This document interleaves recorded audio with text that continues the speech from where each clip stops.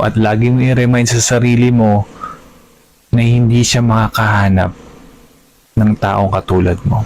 Kahit ano bantayan mo sa isang tao, sa partner mo, kung magloloko yan, wala kang magagawa dun. Kahit anong control mo or i-remind sa kanya na huwag siyang magloloko.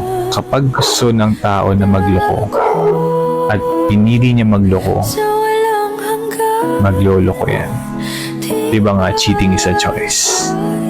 Hindi mo makokontrol yun. Kahit magkikpit ka pa or magmakaawa ka sa kanya.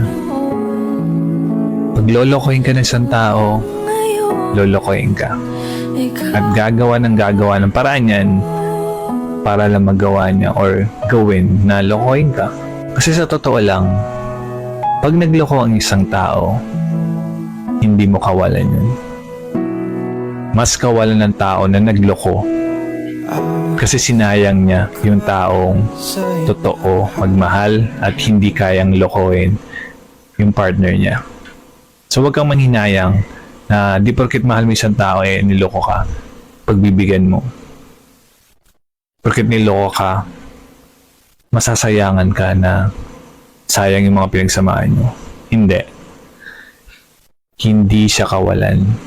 Tandaan mo at lagi mo i-remind sa sarili mo na hindi siya makakahanap ng taong katulad mo. Kahit ano bantayan mo sa isang tao, sa partner mo, kung magloloko yan,